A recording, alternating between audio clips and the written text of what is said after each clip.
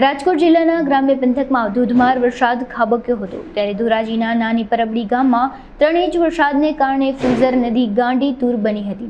આ કારણે ફુલઝર નદી પરનો કોઝવે પાણીમાં ગરકાવ થયો હતો, જે પાણીમાં બોલેરો ગાડી ફસાઈ હોવાનું સામે આવ્યું હતું।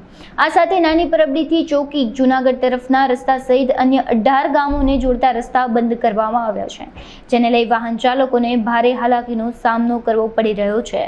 મારું નામ વાગડિયા કૌશિકભાઈ, ગામ નાની પરબડી, તાલુકો ધોરાજી, જિલ્લો રાજકોટ। હું અહીંનો સ્થાનિક રહેવાસી છું।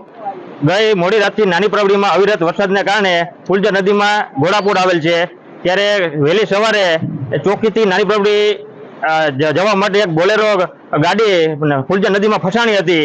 એ બોલેરો ગાડીને ફુલઝર નદીમાંથી ફસાણી હતી અને કાઢવા માટે નાની પરબડીના તમામ ગ્રામજનોએ ટ્રેક્ટરની મદદથી એને બચાવેલ છે અને ગામના લોકોએ જીવના જોખમે એને સ્થાનિક લોકોએ જીવના જોખમે એને બચાવેલ છે બોલેરોને। અને ગામના લોકોની માંગ એ છે, ગ્રામજનો કે સરકારને રજૂઆત કરેલ છે ઘણીવાર કે આ પુલને વહેલી તકે ઓવરબ્રિજ બનાવે એવી સરકારશ્રીને અપીલ।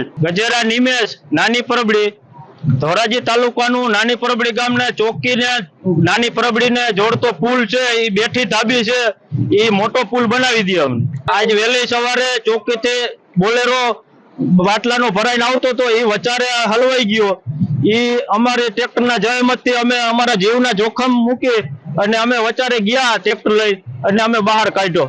અમારી માંગ એટલી જ છે કે અમને બેઠી તાબી છે ને એ ઉપર ઊંચો પુલ બનાવી દે, એ જ અમારી માંગ છે।